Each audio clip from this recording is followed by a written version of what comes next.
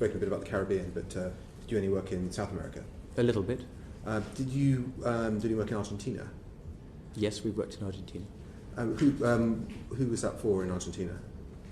Well, I think, as I said last time, we don't generally like to talk about specific clients, simply because there's a client confidentiality there. Sure. I saw a side of a note about some of the work in Argentina, that it was an anti-Kirchner campaign. So you were working for one of the opposition parties or someone seeking to change political leadership in Argentina. Would that be correct? As far as I'm aware, and I again could circle back to you on this, I don't believe that we've ever worked on an anti-Kirchner campaign. Okay. I'm just looking at a note that someone's shared with me. It's a summary of a management meeting at SCL Group from the 27th of May, where there's a note on Argentina, and it says anti-Kirchner campaign, AM presented to decision maker awaiting feedback. Right. So that suggests that you did present an anti-Kirchner campaign to someone who might be in the market for buying one. Well, no, that would present that maybe I pitched for such a campaign. Yeah, an anti-Kirchner campaign. Yeah. So clearly that was the meetings were around that premise, that it was an anti-Kirchner campaign. So you're working for an opposition party or some other person interested in influencing politics in Argentina, wasn't supporting the government. That would be the appearance of that. Yeah. Have you ever worked with Paul Singer? Was he funded any of your work in? No.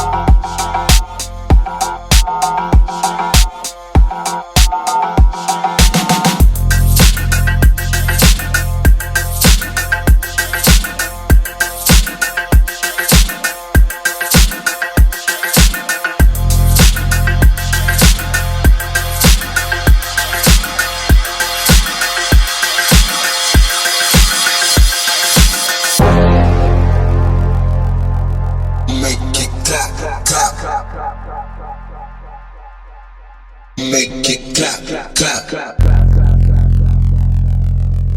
Make it clap, clap. Make it clap, clap. Make it clap, clap. Make it clap, clap. Make it clap, clap. Make it clap, clap.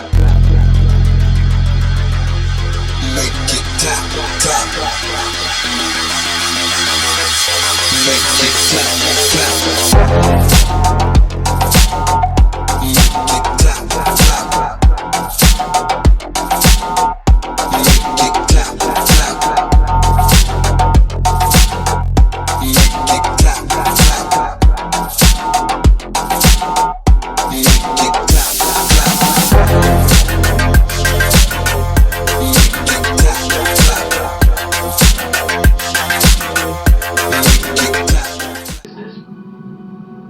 Persuade people how to suppress turnout or how to increase turnout.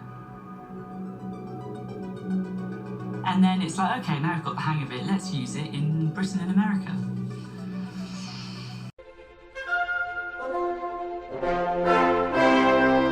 La deuda externa argentina. En una época en que el Imperio Británico concede financiamiento a varios países latinoamericanos, comienza la deuda externa argentina, en 1824, en un empréstito de la Barnum Brothers. Pero al mismo tiempo, Inglaterra firma acuerdos de comercio y amistad recíprocos que otorgaban beneficios a los comerciantes ingleses que dominaban la región. Para la Argentina, esa deuda no fue requerida, sino impuesta. Fue la forma en que el gobierno británico nos enganchó económicamente. Aquí, alguien lo aceptó y fue un escándalo. El primer negociador fue Juan Manuel García, ministro de Hacienda de Martín Rodríguez, gobernador de Buenos Aires de 1821 a 1824. Los otros ministros eran Rivadavia y De la Cruz. Aunque parezca insólito, enviaron a Inglaterra a negociar el empréstito a un comerciante inglés llamado Robertson y a otro comerciante que hacía negocios con los ingleses llamado Félix Castro. Se quería el dinero en teoría para dragar el Río de la Plata, mejorar el puerto y para obras de salubridad. La deuda fue por 1 millón de libras, pero a la provincia llegaron solo 140.000. Del resto, 150.000 libras se descontaron por el riesgo que implicaba prestarle a un país latinoamericano. Otras 150.000 fueron la coima que se quedaron los negociadores por Buenos Aires y los hermanos Baring. Otro tanto se descontó por gastos que hizo Rivadavia cuando estuvo en Inglaterra. Además, la banca Baring cobró 2 años de intereses por adelantado más un 1% de amortización de capital, 130.000 libras. La comisión, blanca, por la operación fue de 25.000 libras. Y 400.000 libras quedaron en Londres como pago de regalías de comerciantes británicos radicados en Buenos Aires a sus casas matrices, aceptado por el gobierno. Al tercer año de la colocación de los títulos, el gobierno no pudo seguir pagando. El default duró hasta 1857. En reconocimiento de los intereses caídos y de los pagos no realizados todos esos años, el gobierno acepta reintegrar 2.500.000 libras contra 140.000 que fueron efectivamente usufructuadas. El representante inglés le comunica a los tenedores de títulos que la propuesta fue tan buena que recomendaba aceptarla sin más dilaciones porque era muy superior a sus pretensiones originales. Con Bartolomé Mitre, en 1862, la deuda da otro salto. Primero, transfiere los compromisos de la provincia de Buenos Aires a la nación, legitimando lo actuado anteriormente. Después, acuerda otro empréstito con la banca inglesa por 2.500.000 libras adicionales para lanzarse a la guerra con el Paraguay. Pero nuevamente, de los 2.500.000 libras asumidas como deuda, el país recibe solo 1.900.000 debido a los descuentos por el riesgo país y las comisiones. Sarmiento, que sigue a Mitre, también se endeuda para continuar la guerra y para armar fuerzas militares para reprimir el levantamiento de Entre Ríos. Posiblemente Sarmiento también haya utilizado parte del dinero para construir escuelas. Al final del gobierno de Sarmiento, la deuda ya alcanzaba 14.500.000 libras esterlinas. Tomar deuda para pagar deuda es otra conducta que se repite a lo largo de la historia, con intereses y condiciones cada vez más perjudiciales para el país. En 1890, el gobierno ultraliberal de Juárez Selman no puede cubrir más los compromisos generados con la banca Baring, por más que quisiera. Carlos Pellegrini, sucesor del depuesto Juárez Selman, termina renegociando la deuda para lo que consigue que un grupo de empresarios locales financien al Estado. Los compromisos, igualmente, son muy pesados. Al final del gobierno de Sáenz Peña, la deuda ya está en 78 millones, nivel que se mantiene durante el gestión de Roca, quien incorpora a Francia como prestamista. En cambio, se desboca con una administración que también era ultraliberal Manuel Quintana, hace ascender 120 millones de libras. Con Irigoyen se detiene el ascenso. Lo mismo ocurre con Perón, Ilia y Cámpora. En su primer gobierno, Irigoyen disminuye la deuda a 100 millones de libras. Alvear le devuelve el poder con obligaciones por 142 millones y él vuelve a achicarlas a 135 millones. La primera vez se vio ayudado por el freno a las importaciones por la Primera Guerra Mundial. Y lo mismo ocurre con Perón en la Segunda Guerra. Con Perón es el único momento en que se llega a deuda cero, cuando cancela los últimos 264 millones, en ese caso, de dólares. Perón tenía una deuda comercial flotante de unos 700 millones de dólares, pero el que la transforma en deuda financiera no es él, sino Aramburo y Krieger Bacena en 1957. Fuentes peronistas dicen que la deuda que Perón tenía en 1955 era de 57 millones de dólares. Aramburu adhiere al Fondo Monetario Internacional y Krieger Bacena asume en el Club de París como deuda financiera aquella deuda comercial flotante de 700 millones de dólares. Desde ese momento empieza a tener peso el Fondo Monetario Internacional y Estados Unidos desplaza claramente a Inglaterra como principal prestamista de la Argentina. Con Frondizi, la deuda pasa a 1.200 millones de dólares. Esta es la etapa marcada por Krieger Bacena y Álvaro Alzogaray. La deuda solo desciende durante el gobierno de Ilia. Guido le había entregado el poder con compromisos por 2.000 millones de dólares y él los achica 1.700 millones. Pero se produce el golpe. Pasan Onganía, Levingston y cuando Lanús entrega el poder la deuda está en 3.700 millones de dólares. Krieger Bacena, después de ser funcionario, pasa a ocupar un alto cargo como ejecutivo de la multinacional alimentaria del TEC Internacional de capitales estadounidenses. Y más tarde, recae en el Fondo Monetario. Cámpora reduce la deuda a 3.400 millones de dólares. Después viene Perón y ya con Isabel la cosa se desbarranca. Cuando se produce el golpe de Estado, la deuda se ubica en 5.300 millones de dólares, pero con la dictadura se convierte en el principal problema económico del país. La deuda pasa a 30.000 millones de dólares. Se tomaban préstamos supuestamente para las empresas públicas, pero el dinero se utilizaba para sostener el aparato represivo y para la bicicleta financiera que enriqueció a unos pocos. Es otra etapa donde la deuda es, de algún modo, impuesta. La banca estadounidense tiene un gran exceso de liquidez por los depósitos de los jeques árabes que se enriquecieron con la fuerte suba del petróleo de 1973. Ese dinero necesitaban colocarlo en algún lado. La tasa de interés es del 4% anual y los bancos cargan con los costos de las comisiones, con tal de poder prestar el dinero. Martínez de Oz, desde el Palacio de Hacienda, es un socio inmejorable para los banqueros. Hay contratos de deuda donde está negociando por las dos partes la misma persona. Vale la pena en este caso recordar los negocios del estudio Klein-Mayral relatados al comienzo. El seguro de cambio que implementó el Banco Central en 1982 fue la estatización de la deuda privada. Lo diseñaron González del Solar y Domingo Cavallo. Tuvo un costo de 15.000 millones de dólares, por lo que la dictadura llevó la deuda de 5.300 a 45.000 millones. Cavallo le dijo a las empresas más beneficiadas que refinanciaran sus deudas en dólares a largo plazo, que el Banco Central les vendería dólares al precio de ese momento. De esa fórmula, les licuó la deuda en medio de un periodo de alta inflación. Alfonsín aceptó la continuidad del seguro de cambio, que estaba decretado hasta 1986. Alfonsín intentó pelear para demostrar la ilegitimidad de la deuda hasta 1985. Incluso logró rescatar las valijas con documentación que se habían llevado los hijos de Grondona y Martínez de Oz del estudio Klein-Mayral. Esta información se encuentra hoy en el Congreso. Sin embargo, el gobierno radical no pudo sostener su posición. Alfonsín argumentó que su gobierno dependía mucho del apoyo de Europa y Estados Unidos. En 1988, 8 meses antes del golpe de mercado que lo derribó del poder, Alfonsín dejó de pagar los intereses de la deuda. Carlos Menem arregló las cosas a favor de los acreedores con el Plan Brady de 1992, tomando a valor nominal títulos que valían en el mercado un 18%. Alfonsín le dejó a Menem una deuda de 60.000 millones de dólares y Menem la llevó a 122.000. Además, aceptó la capitalización de bonos en la privatización de empresas públicas. Fue una pérdida enorme para el Estado que condiciona el futuro de varias generaciones. De la Rúa terminó con 132.000 millones. Ahora está en 180.000 millones. Con la última propuesta de este gobierno, la deuda externa argentina, la suya, la mía, la nuestra, la de nuestros hijos y nietos, quedaría en 140.000 millones. En el 2004, este era el estado de situación. Todavía no había venido el pagarle al Fondo Monetario Internacional los 10.000 millones de dólares que le debíamos, que lo hizo Néstor Kirchner, no adherirnos al ALCA y renegociar la deuda privada con una quita del 70%. Después de una cantidad enorme de toma de deuda ilegal, ilegítima, y lo digo porque hubo un señor, un hombre, cualquiera como nosotros, un laburante que le hizo juicio al Estado, llamado Alejandro Olmos, un juicio al Estado por la ilegitimidad de la deuda tomada hasta entonces. Esto, que nació en los 80, terminó el juicio ya con Olmos muerto, pero realmente pasaron por el banquillo Cavallo, Machinea, Zurruil, y de la deuda anterior, de la que tuvo que renegociar Néstor Kirchner, no había papel firmado, pero por más del 50% no había testimonio. O sea, debíamos un dinero, pero no había papel firmado. Mirá si nos han currado siempre con la toma de deuda. Y un señor, un ciudadano cualquiera llamado Alejandro Olmos, se tomó este trabajo de iniciar un juicio al Estado y entonces la deuda es ilegítima. Ahora, después, la cuestión de pagarla o no pagarla es una cuestión en la que tiene que intervenir el Congreso, el Estado Nacional. No es porque un juez lo dice, entonces no la pagamos.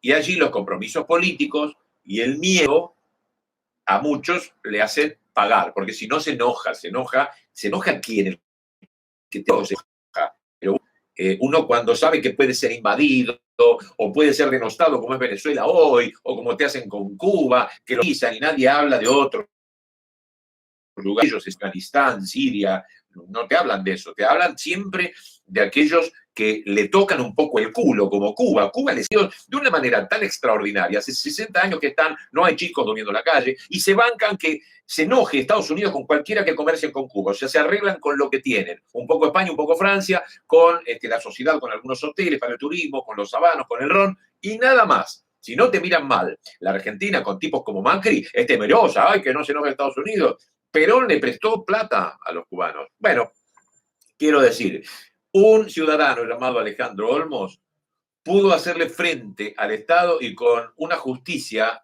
con un juez cuyo nombre no recuerdo ahora, creo que es Ballesteros, se dictaminó que la deuda era ilegítima. Pero así todo, ilegítima y todo, se honró la deuda y Néstor Kirchner la renegoció.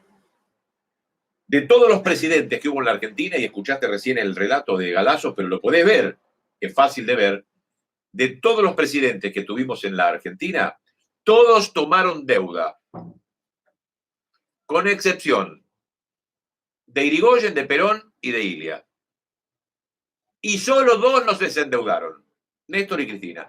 Pero no hay forma que ningún tipo ignorante, que no tenga este dato, oligarca, instruido, pueda rebatirte esto. Mirá que tuvimos presidentes en la Argentina. ¿Querés tomar desde el Moreno Rivadavia? ¿Querés tomar desde ahí hasta acá? Todos tomaron deuda porque es un negocio, porque forma parte del llenarse los bolsillos y hacer negocios. Todos, salvo Perón, Ilia e Irigoyen. Y solo dos nos desendeudaron. Trabajaron para que debamos cada vez menos y fueron Néstor y Cristina. Le tapás la boca a cualquier oligarca, le tapás la boca a tu hermana, que no es oligarca, pero es estúpida, le crea a Mirta Legrand, le crea a la Nata, extraña a Grondona. Bueno, hay gente que trabaja en una ferretería o carga nafta en una estación de servicio y quiere a Macri. La ignorancia permite, es permeable al mensaje que transmiten estos periodistas, Majul, La Nata, Joaquín Morales Solá, Carlos Pañi, el diario La Nación, el diario Clarín, gusanos como Mario Pereira. Bueno, yo voy a parafrasear ahora a mi querido Roberto Navarro, porque también en el día de hoy, en su editorial, hizo números. Y me gustan los números porque por lo menos los traduce a términos populares, el que sabe tanto de economía. Se acabaron Pindonga y Cuchuflito. Faltan unos pocos días nada más. Y ahora tenés que decir, ¿jubilados o bancos? ¿De qué lado estás? Alberto Fernández dijo, yo voy a aumentar las jubilaciones el 10 de diciembre un 20%. Y lo voy a hacer con esa guita que están regalándole a los bancos. ¿Vos sabés cuánto es que les pagan los bancos por esta famosa LELIQ? 2.000 millones de pesos por día. Lo repito, 2.000 millones de pesos por día. 60.000 millones de pesos por mes. Es decir, viste que los medicamentos para todos los jubilados gratis costaban 19.000 millones de pesos. Bueno, solamente con lo que le das a los bancos en 10 días alcanzaría para pagarlas. ¿Y cuánto es por año? Entonces, bueno, dice Navarro, al número de hoy son 700.000 millones de pesos por año, pero como es una bola de nieve que crece todos los días, el mes que viene, cuando saquemos la cuenta, va a dar más aún. Va a dar más aún. Es decir, las jubilaciones, con la plata que le estamos regalando a los bancos, podrían aumentar un 40%. Por eso, bajando a la mitad esa tasa o más, que subieron muchísimo, un 30%, podríamos pagar ese 20% de aumento a los jubilados. Hay dos proyectos, pero además las cosas se están discutiendo. Son lo que son ellos, ¿eh? ¿Qué es el peronismo? El peronismo es jubilaciones altas, sueldos altos, consumo, empleo, producción. Muchos se olvidan de qué hizo Perón. Perón fue el de la primera fábrica de aviones, primera fábrica de barcos, y muchos se olvidan el kirchnerismo, el gran crecimiento de los laboratorios medicinales, de la tecnología, el gran crecimiento de la producción eléctrica, con la terminación de Yacyretá, Atucha 2, Atucha 3, el gran crecimiento tecnológico con el ARSAT. Eso es el peronismo. Y del otro lado, bueno, tomar deuda 100 años, hacer acuerdos con el Fondo Monetario, pagar durante 4 años, los primeros 2 años del EVAX y los segundos 2 años del ELIX, tasas infernales a los bancos. Ese es el modelo. Donde vos decís, ¿pero por qué no crece la economía? Bueno, ¿por qué yo voy a gastar plata en producir? Si pongo la plata en el banco y el banco me paga un 50%. ¿O cómo podría producir yo si cuando voy a pedir plata al banco lo hago? Macho, yo tengo que poner un 100, si lo pongo en el Banco Central, que me lo paga seguro, me paga un 60. Así que si te lo presto a vos, quiero un 100. Eso es lo que estamos discutiendo. Ahora sí, Alberto Fernández dice que a esos 6 millones de jubilados hay que subirles el mismo día que asuma un 20% las jubilaciones y que quiere además que ese mismo día un 20% de aumento en todos los salarios. Y del otro lado, los intelectuales, los que apoyan a Cambiero defendiendo a los bancos. ¿Cómo le vamos a sacar eso? Dice Brandoni. Nos van a cargar una crisis. nos quieren correr con el miedo. ¿Cómo? Los primeros 2 años alcanzaba con darles un 30% y ahora es necesario un 60%. Los próximos años, ¿cuánto hay que darles? Un 120%. ¿Cuál es la propuesta alternativa? Y lo quieren tapar con noticias falsas. La tapa de Clarín de hoy dice que Alberto no quiere pagar los intereses. ¿Sabés qué? Nosotros hicimos un posteo que dice simplemente: Alberto Fernández subirá el 10 de diciembre las jubilaciones un 20%. Ya tiene casi 3 millones de interacciones. Se meten las noticias falsas en el culo. La gente agarra el celular y leo nuestros posteos. Las diferencias se achican. 3 millones de visitas diarias. Y Navarro tiene 1 millón de visitas diarias.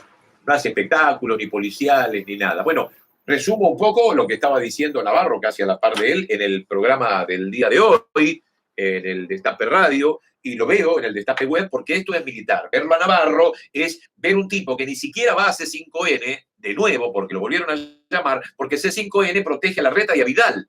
Hace muy buena campaña con todos los periodistas que están ahí, Silvestre, Villarruel y todo. Pueden hablar de arriba, pueden apoyar a Ramos Padilla y decir Mauricio Macri la puta que te parió, pero de Vidal no se habla en C5N, y en C5N no se habla de Horacio Rodríguez Larreta, porque tienen que pagar la luz y tienen que pagar los sueldos, y lo entiendo. Si hablan en contra de Macri, me conformo, pero mirá cómo te ahorca el gobierno de Macri con las pautas que te permiten, bueno, dale a Macri, pero no le des a Vidal. Y C5N protege a Vidal. Es igual que América, que ha sido el más beneficiado el mes pasado, una fortuna, como 150 millones de pesos. Mañana vamos a hacer una nota respecto de esto. Bueno, pero quiero decir, hablábamos de economía, comenzamos hablando de economía y ahora va a venir Jorge Rachid, que va a redondear todo esto, de lo que es el peronismo, que siempre lo demostró y siempre se trató de demonizar. Que está mal, que está todo feo, y hemos corrido con los muertos, con los bombardeos, con los fusilados, con los perseguidos, y ahora que tengo acá una florcita que se llama No me olvides, cuando le cuento a mi hijo qué es esto, porque dice que tenés acá una cosa de Di,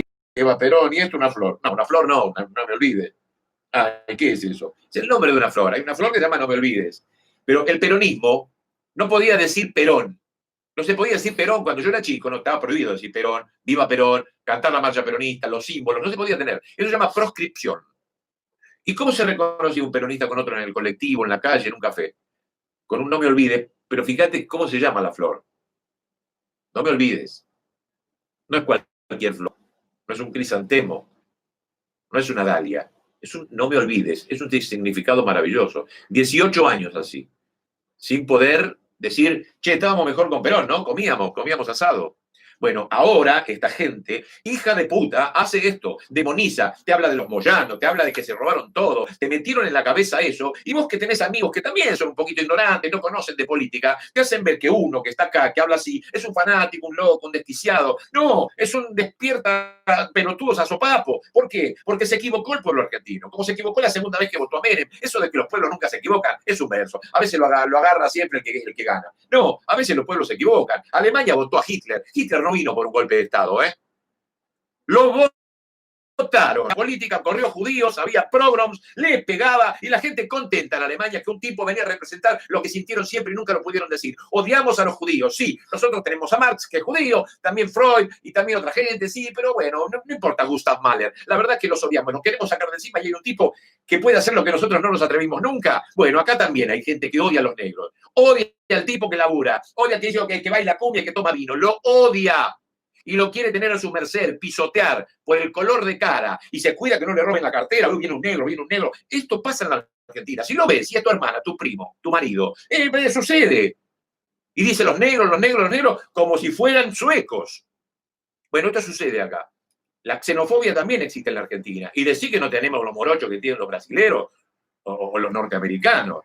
Porque ese sería otro problemita, porque la sociedad pacata argentina, pero no solamente los de Barrio Norte o los de San Isidro, sino acá en la Paternal y en Palermo, y los que escalaron gracias a Perón y ascendieron socialmente, que vienen de ser hijos de inmigrantes o de obreros, de mozos españoles o de laburantes polacos que hicieron el subte de Avenida de Mayo o de los gringos que se fueron a Misiones. de tanto ruso, de tanto alemán, de tanto italiano de la boca, esos que estudiaron en esas facultades, en esas universidades gratuitas que hizo Perón para la gente, que universalizó y le dio universidades gratis y que las multiplicaron los Kirchner, que hicieron 19 universidades, esos después salen oligarcas, votan en contra, por la noviecita, por lo que yo no sé, porque no creo, porque se creen intelectuales, porque votaron en contra, se tiraron un tiro en el pie. Así que, bueno, nada, se me calienta el pico en algo que no era un editorial. Es una especie de guiso de puteadas que a uno le salen por ver cómo está la Argentina hoy, por la equivocación del pueblo argentino.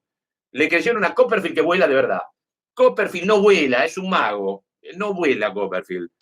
Dejá la cuestión de creer para las religiones. Si a vos te parece que caminó sobre el agua, si a vos te parece que te llora una virgen en no sé dónde y le sale sangre de un ojo, si vos te crees que una mancha de humedad tiene la imagen de Cristo, hacé lo que quieras con las religiones. Están para creer, pero la política no estaba para creer. Hechos, datos. Solo 3 presidentes de más de 100 que hemos tenido no nos endeudaron. Ilia, Perón e Irigoyen. Y solo 2 nos desendeudaron. De todos, Buscalo a Sarmiento, Rivadavia, Derqui, Urquiza, todos los Uriburu, Lanuse, Onganía, Alfonsín mismo. Todos nos endeudaron. Solo 2 nos han desendeudado. Néstor y Cristina. Una musiquita y vamos a hablar con el turco y con el gallego. O sea, muy, muy internacional esto. Voy a comentar esto. Hay un tema sobre lo que dices. Esto es un picadito. Esto es un picadito. ¿Sí? Esto te salió redondito. Sí, pero salió de la nada, ¿viste? Me siento honrado que diga el jefe. Está. Periodístico, nada menos que el Washington Post, hablando un poco de qué le puede pasar a Macri en esta elección y qué le puede pasar a Cristina y por qué Macri está como está y por qué Cristina está como está. No es esto, es el Washington Post que tiene, a veces cambiamos también porque tenemos una creatividad. Lo tiene Fierro ahí, vamos. Contame, Fierro, buenas. Dale, buenas tardes. Es el artículo que ha generado gran cantidad de ruido, el propio Washington Post, con el colega que escribe esta nota, se llama Shimon Tegel, que agrega, dice, ¿cómo es el actual escenario previo a la elección en la Argentina? Dice, ¿cómo? Cristina Kirchner, que enfrenta varias denuncias por presunta corrupción y cuenta más de 10 casos, habla de Chávez, de aerolíneas, de los hoteles, dice, pero claro, del otro lado está Macri con la posibilidad de una reelección. Ahora bien, los argentinos se quedan en el dilema, es lo que dice a grandes rasgos este artículo, porque por un lado está Cristina que quiere volver, nunca habla o muy poco habla de Alberto Fernández, lo pone en la foto, pero habla de Cristina y las causas por presunta corrupción o las causas ya abiertas en la justicia. Dice, del otro lado Macri, que podría llegar a la reelección, pero claro, lo que ha ocurrido ha sido un debacle económico. Los argentinos van a tener que elegir entre estas dos figuras, la de Cristina Kirchner y Alberto Fernández, claro, primero, y luego Macri, acerca de una posible un segundo mandato. Pero a ver si no entiendo. ¿Le endilga una debacle económica a Macri? Sí, dice, porque lo que ha querido, dijo, porque estos artículos son en profundidad, son bastante largos para contártelo todo, pero dice, Macri, que viene de la derecha, un empresario que prometía cambiar todo lo que había que reformar, sí, reformas importantes en la Argentina, cero pobreza, pero claro, lo que ha ocurrido ha sido un golpe económico importante a la gente. Ahora dice que el público va a tener, o los votantes, van a tener que encontrarse con esta dicotomía. Lo estoy leyendo así a grandes rasgos.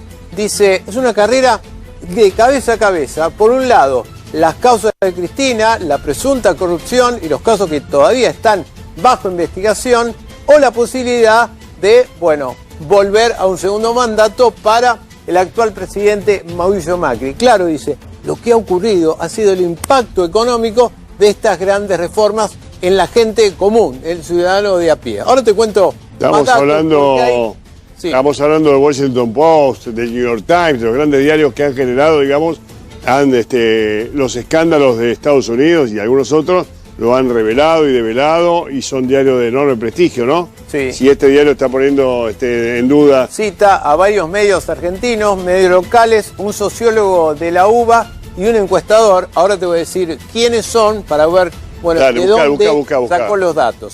Contame, ¿qué es Macri? Macri es malo porque roba Macri. Además, él cerró los kioscos para que ninguno de los niños pueda comer los alimentos. Aguante Cristina, abrió las plazas, los parques y abrió las ventanas para otros niños. ¿Qué más hizo Cristina?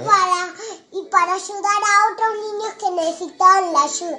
Protegió, nunca lastimó, hizo todo lo que podía y él es como una niña, una Mardi que estaría en el universo. Hola, soy Sergio, la hermana de Santiago Maldonado. A 2 años de la desaparición forzada seguida de muerte de Santiago, quiero convocarlas y convocarlos para el próximo jueves 1 de agosto a las 17 horas en Plaza de Mayo, donde vamos a pedir justicia por Santiago, no al cierre de la causa y basta de impunidad. Muchas gracias. Estimados ciudadanos, somos Palabra Subterránea, pregonamos noticias con amor por la patria. Hoy vamos a hablar del hambre que sufre nuestro país. Según la Universidad Católica, más del 50% de los chicos en Argentina son pobres. Llegan a la escuela sin haber comido nada. En muchos hogares ya no cenan. Las heladeras están tan vacías como sus panzas. Hay abuelos que lloran ante una taza de té o mate cocido. Si Argentina produce alimentos para 440 millones de personas, ¿por qué muchos ciudadanos pasan hambre? El hambre es violencia. ¿Para quiénes gobiernan? Merecemos vivir mejor.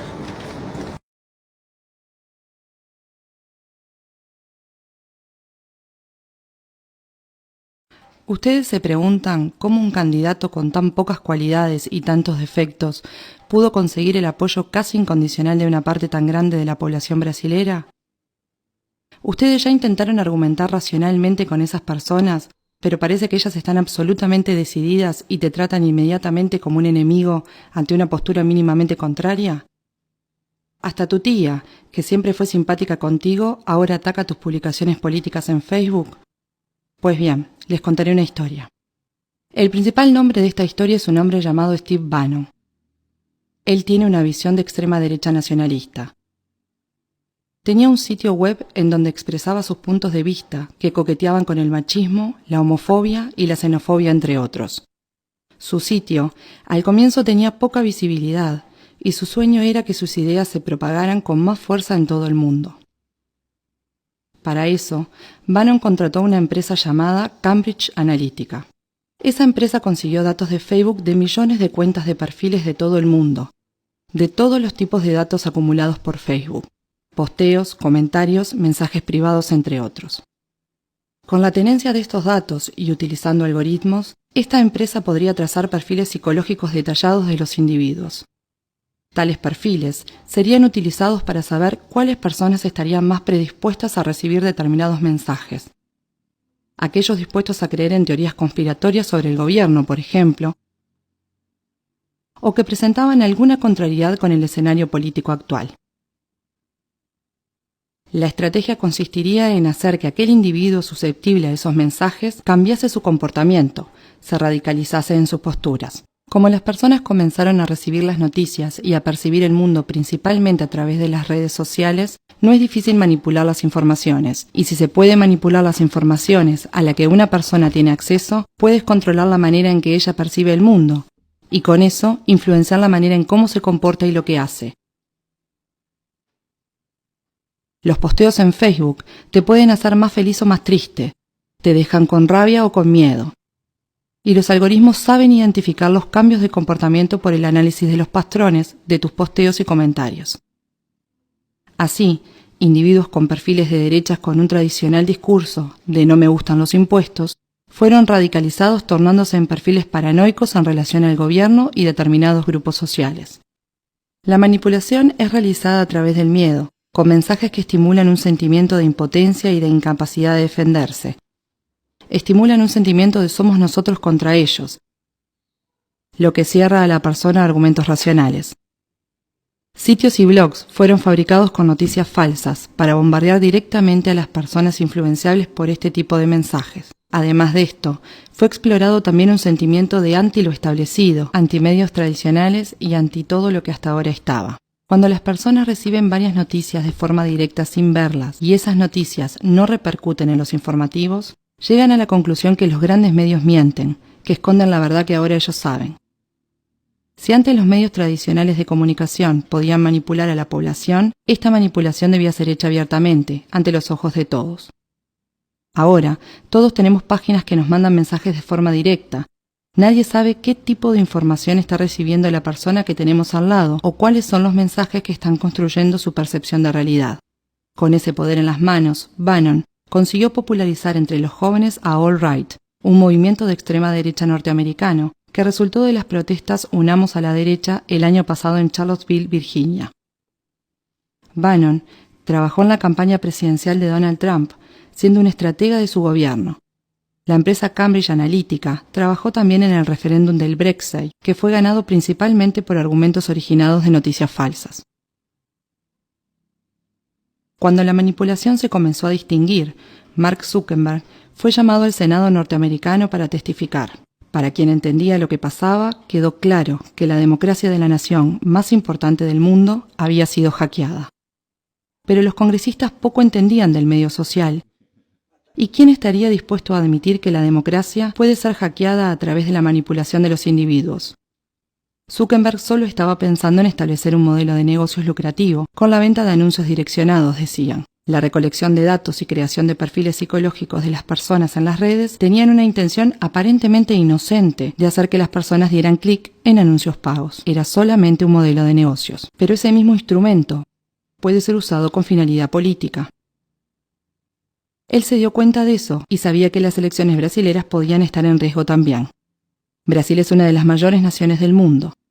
Facebook entonces tomó medidas activas para evitar que las campañas de desinformación y manipulación ocurriesen en su red. Muchas cuentas falsas fueron retiradas de Facebook en el periodo anterior de las elecciones. Pero no contaban con la popularidad y capitalización de los grupos de WhatsApp. Este es un aplicativo de mensajes directos entre individuos. Por eso no puede ser monitoreado externamente. No hay cómo regular las fake news o noticias falsas. Hacer un perfil falso en WhatsApp también es muy fácil como en otras redes sociales, pero más difícil de ser detectado. Bannon, que soñó con un retorno de la extrema derecha nacionalista fuerte mundialmente, con ideas clasificadas como antiminoritarias, racistas y homofóbicas, y que usó el miedo de los hombres de sentirse indefensos para conquistar adeptos, se encontró muy a gusto con Eduardo Bolsonaro. Bolsonaro dijo que Bannon apoyaría la campaña de su padre con soporte y consejos de Internet.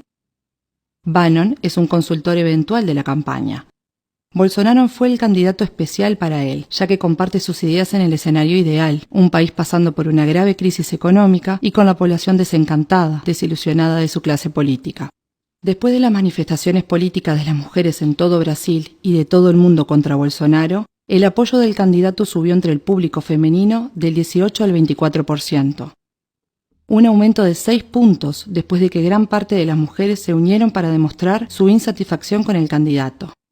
Esto pasó porque de un lado los grandes medios de comunicación simplemente ignoraron las manifestaciones y por otro hubo un ataque preciso a través de grupos de WhatsApp pro-Bolsonaro. Videos editados con escenas de otras manifestaciones con mujeres mostrando los senos o rompiendo imágenes cristianas, utilizadas para desmoralizar el movimiento LNAU entre las más conservadoras. Además, Eduardo Bolsonaro salió a hablarle al público después de la manifestación y declaró: «Las mujeres de derecha son más lindas que las de izquierda. Ellas no muestran los pechos ni defecan en las calles. Las mujeres de derecha son más higiénicas». Esta declaración, que puede parecer pobre o estúpida, es hecha como medida para estimular el sentimiento de repulsión, de rechazo para con el otro lado. Esto no es una novedad.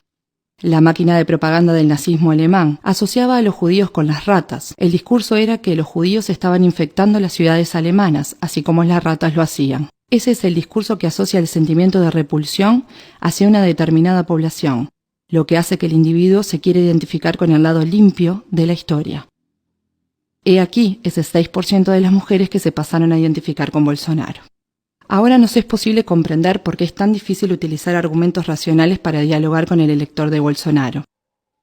¿Te das cuenta ahora del nivel de manipulación a lo que tus amigos y familiares están expuestos? La pregunta es, ¿qué hacemos? No adelanta confrontarlos y acusarlos de ser influenciables o engañables. Eso solo provoca que se cierren y te clasifiquen como uno de los enemigos que está del otro lado. Es una línea muy fina, ya que si le decimos a alguien que es manipulado, puede sentir que lo estamos tratando de burro o de tonto, lo que solo va a generar un intercambio de insultos improductivos. Tengamos empatía. Esas personas no son todas malas. Están manipulando sus emociones y siendo sometidas a una percepción de la realidad muy distinta a la tuya. La única manera de cambiar su pensamiento es hacer que esas personas perciban ellas mismas que no hay argumentos que fundamenten sus creencias. Pidamos que las personas defiendan racionalmente sus opiniones políticas. Estemos abiertos a oírlas, pero continuemos siempre preguntando más y más hasta percibir que llegamos al punto en que la persona se da cuenta que no existen argumentos para responder. Preguntémosle, por ejemplo, ¿por qué decidiste por este candidato? ¿Por qué pensás que va a cambiar las cosas? ¿Pensás que él está preparado? ¿Conocés sus propuestas, su historia como político? ¿Cuál realización de él aprobás? Si percibimos que la persona no está pronta para debatir, retirémonos de la discusión. No agredamos ni ofendamos, ya que este comportamiento radicalizaría el somos nosotros contra ellos. Tengamos en mente que los discursos en los que esa persona cree fueron introducidos en ella de manera que hubiese una verdadera identificación emocional, tornándose en una especie de segunda identidad. No es de un momento a otro que algo así se cambia.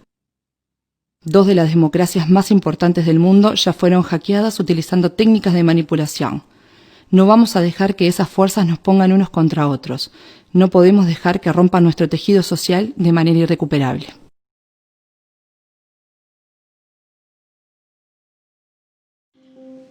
Presidente, y preguntarle por esta baja en la expectativa de crecimiento del Fondo Monetario Internacional que salió a 0.9. 0.9 para este año. Usted ya no sostiene la apuesta para el 2% para este año. Sí, yo sigo igual. Mire, no les tengo mucha confianza a esos organismos, con todo respeto. Esos organismos fueron los que impusieron la política económica neoliberal, que causó muchas desgracias en México. Todos esos organismos deberían de ofrecer disculpas al pueblo de México y hacer la autocrítica. Es decir, lo que propusimos resultó un fracaso y causamos un grave daño a los mexicanos, porque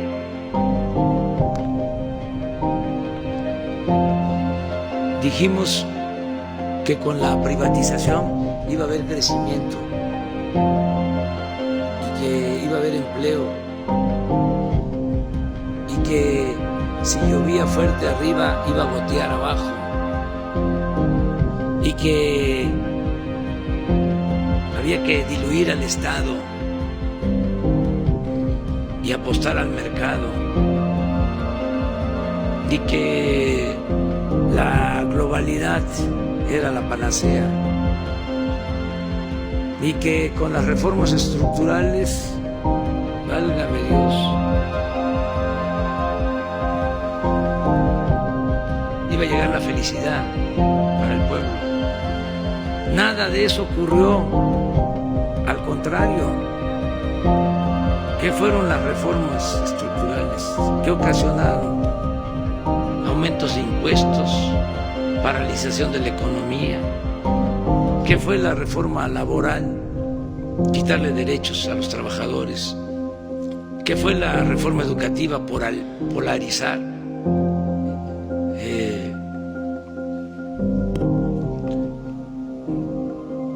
Afectar la dignidad de los maestros, dejarnos sin médicos por el afán de privatizar la educación. ¿Qué fue la reforma energética? Caída en la producción petrolera, más dependencia en la compra de combustibles, importación de gasolina. México, primero, segundo lugar en compra de gasolina en el mundo. ¿Qué fueron las reformas estructurales del Fondo Monetario Internacional? La destrucción de la petroquímica. ¿Qué fueron las propuestas del Fondo Monetario Internacional? Sus recetas. El que se desatara la inseguridad, la violencia en el país. Entonces, ¿cómo van a estar ahí opinando? ¿Qué autoridad moral tienen? Con todo respeto, no vamos nosotros a renunciar a esos organismos. Formamos parte en lo económico del sistema financiero mundial. Pero eso no quiere decir que no sepamos lo que han significado sus políticas. Ahora ellos ya no van a decidir sobre la agenda de México. Eso se terminó ya. Y los convoco a los del Fondo Monetario Internacional, a los expertos, a los tecnócratas, a los nostálgicos del neoliberalismo, a que veamos si es lo mismo crecimiento que desarrollo, porque nosotros ya no vamos a utilizar solo como parámetro el crecimiento, porque crecimiento es que se genere riqueza, pero puede ser que ese crecimiento signifique solo acumulación de riqueza en unos cuantos. Llegamos a ser en el periodo neoliberal el cuarto país del mundo con más multimillonarios. O sea, nada más nos ganaba Estados Unidos, Japón y Alemania, luego de las privatizaciones de Salinas. Cuarto lugar en el mundo en multimillonarios. Pues eso es crecimiento, ¿no? Y en ese mismo periodo fue en el que se presentó la mayor desigualdad que se haya tenido en toda la historia de México.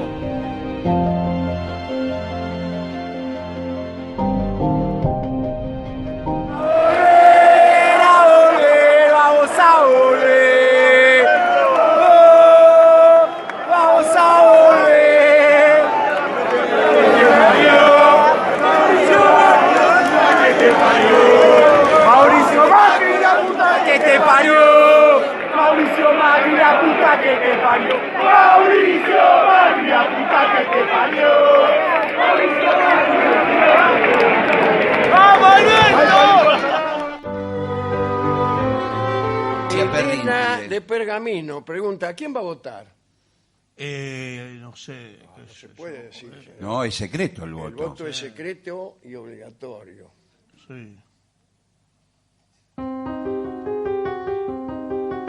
¿Se acuerda que Hugo del Carril hizo de Bettinotti y había muchas payadas políticas, ¿no? Sí. que yo no tenga la cabeza como antes, sino... A ver.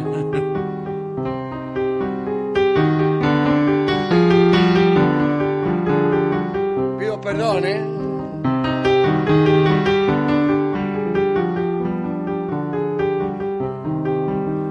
Con Gillespie y con Patricio, mis queridos compañeros, mis queridos compañeros, pensamos que el derrotero seguir en este comicio, y aunque yo recién me inicio en la rima repentina, hoy mi espíritu se inclina por un destino más grande, votando a Alberto Fernández y como vice a Cristina.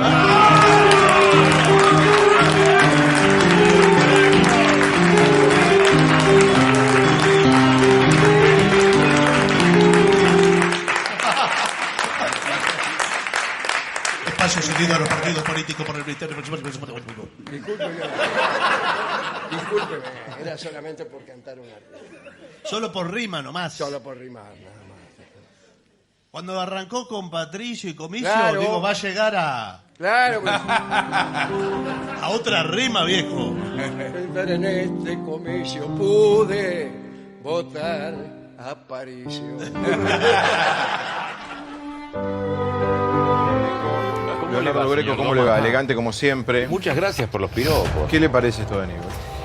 Me parece que es el humor que tiene Aníbal, que lo usó otras veces. A Novarecio acá le dijo a no sé cuánto, 4 o 5 meses, que era peor que Mussolini, que mató más gente que Barreda. Pero no estábamos en campaña y no le dábamos bola. Pero que se viste como una monja y que es más facha que Mussolini. Pero no estábamos en campaña, o sea, es el Aníbal de siempre. Pero estamos en campaña y todo es urticante y todo le puede servir a la oposición si lo quieren usar, pero no le resta un voto. El apellido Barreda es fuerte. Y el Mussolini peor.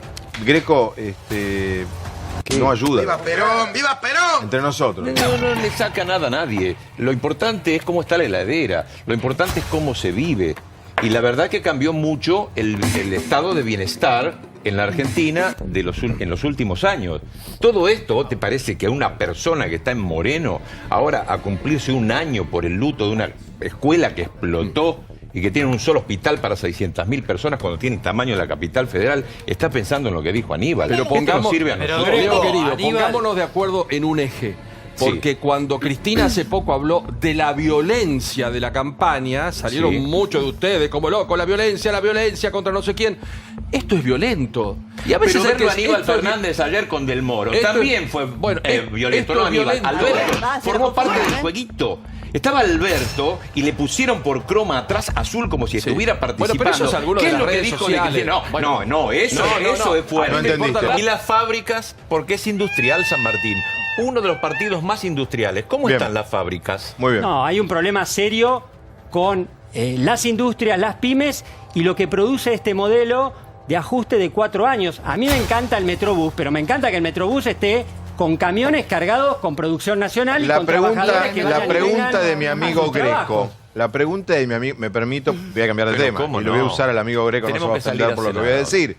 La pregunta de Greco, ¿fue una pregunta de periodismo militante? Sí, recién? claro, absolutamente, un centro militante, ¿no? Fue una pregunta para que Si la gente Catopodi... está sin laburo, ¿qué militancia? No, pero le ¿Sea preguntaste, comunista en la o esté del industria. partido de la señora? Bueno, porque el ella también sabe que se quedó la... Mira, ¿ves cómo putean? De un lado y del otro, mira cómo putean. No putees. Pero, qué enojados que están conmigo. Y con vos también, mira. Pero por favor. Siguen las puteadas, siguen. Esto es un viral, ¿Cuántos años nos conocemos? Y como 25, no digamos que nos echábamos Vos mucho. eras muy joven, yo era Sí, chiquito, no, ¿verdad? siempre chiquito, venías de pantalones cortos y Exacto. hablabas de deportes y cantabas. Y vos bailabas. Y yo también bailaba, tocaba el piano y te acompañaba. El conductor más simpático de todos los que trabajé. Toma, no te pongas celoso. Bueno, mira, siguen puteando, que no nos puteen, perdonan. puteen. No nos perdonan. Nos Mirá, queremos. lo beso. Y yo a Y vos. todo. Vamos. Pilouta. No, les parece mentira, ¿no? Situación de calle es cuando no tenés un techo, una casa, no tenés un empleo. Hay mucha gente que quedaron sin empleo. Y esa gente que estaba pagando un alquiler, ¿con qué dinero podía seguir pagando, no? Quedaron en la calle por el desempleo, por falta de trabajo, por falta de fuentes de trabajo. Hay muchísima gente que, como yo, viviendo en la calle. A mí me duele ver a familias enteras en la calle.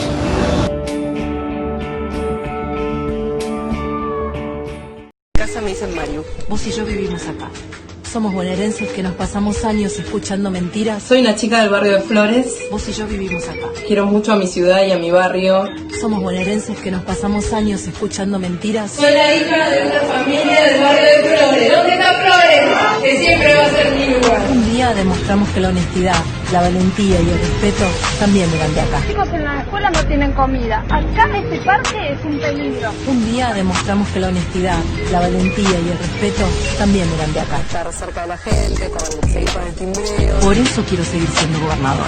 Los que amamos y defendemos esta provincia, estamos juntos. Vicejefa electa de gobierno de la Ciudad de Buenos Aires. La vicejefa de gobierno de la Ciudad de Buenos Aires. El apoyo que nos dieron los porteños en esta primera vuelta. Estamos gobernando la Ciudad de Buenos Aires. Pido que votes por la ciudad. Como todos los porteños que podemos elegir un proyecto de ciudad. Vos y yo vivimos acá. Somos bonaerenses escuchando mentiras. Vos y yo vivimos acá. Somos bonaerenses y yo vivimos acá.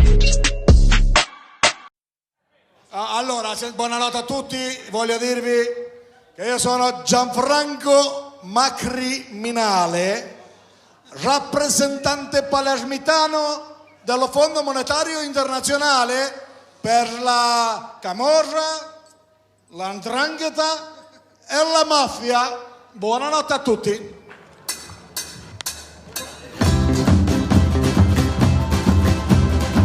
E voglio dirvi a tutti che mafia vuol dire Macri autorizza furti, incendi e assassinati.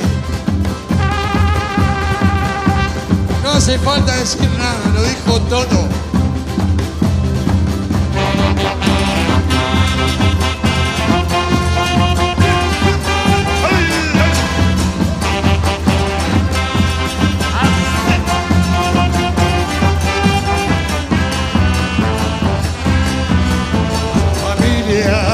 Sí, señores, son todos unos ladrones y endeudaron a la gente por varias generaciones. Globo boludo, con tu voto, porque siempre odiaste al bombo. No metiste dos cipayos que no mandaron al fondo, porque sos tan caretas. Votaste a la reta. Mira este gabinete, son todos unos soretes. La tapa del Clarín, te comiste por fin. Y ahora toca el tambor, si te cago el león. ¡Arriba!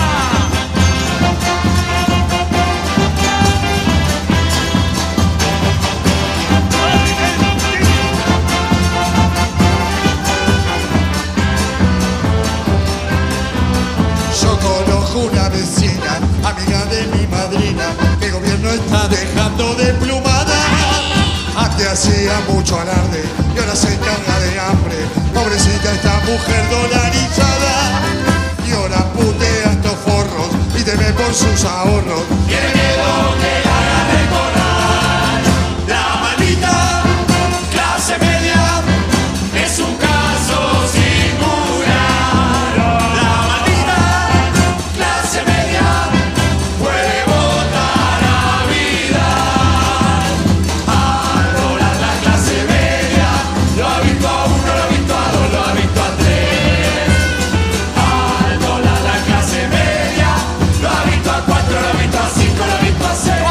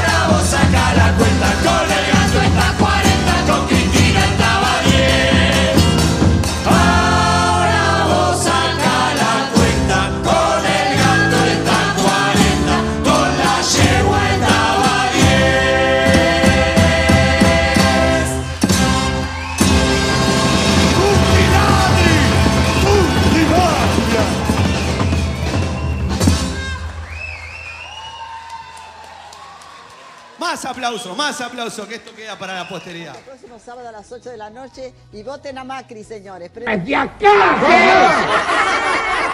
Un abrazo de oso.